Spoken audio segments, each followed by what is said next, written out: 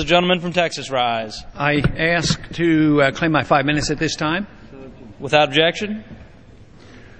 Mr. Speaker, in January 1991, we went to war in the Middle East against Saddam Hussein, Iraq's dictator who was our ally during the Iran-Iraq War.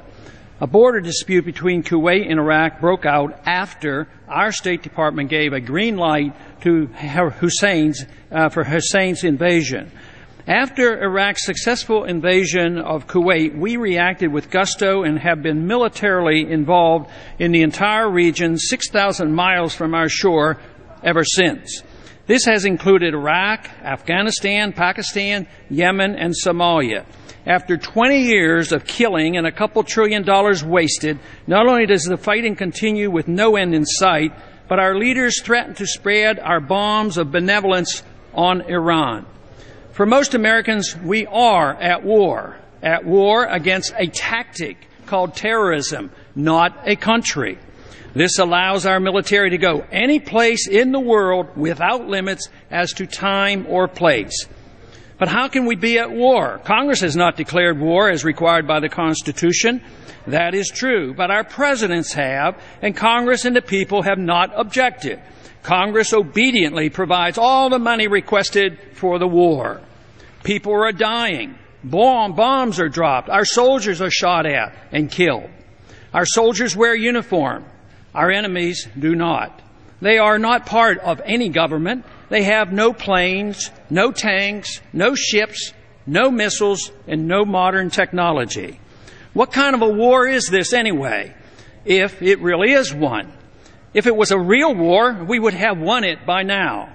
Our stated goal since 9/11 has been to destroy Al-Qaeda. Was Al-Qaeda in Iraq? Not under Saddam Hussein. Our leaders lied us into invading Iraq and deceived us into occupying Afghanistan. There's still really no Al-Qaeda in Iraq and only 100 or so in Afghanistan. And yet there is no end in sight to the war.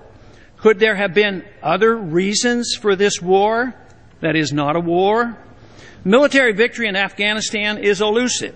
Does anyone really know whom we are fighting and why? Why has the war not ended? 9 years and it continues to spread.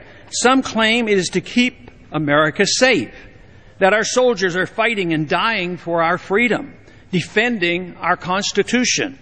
Are we being lied to in order to keep us in this spreading war, just as we were lied to in the 1960s to keep us in Vietnam? We own the Iraq government as we do Afghanistan's. In Afghanistan, we are fighting the Taliban, those dangerous people with guns defending their homeland.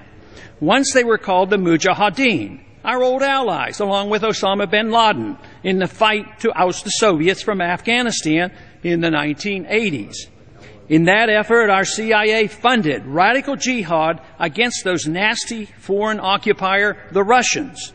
What gratitude! Those same people now resent our benevolent occupation with a little violence thrown in. The resistance to our presence grows as our perseverance wanes. Our people are waking up, but our officials refuse to recognize the longer we stay, the greater is the support for those dedicated to the principle that Afghanistan is for Afghans who resent all foreign occupation.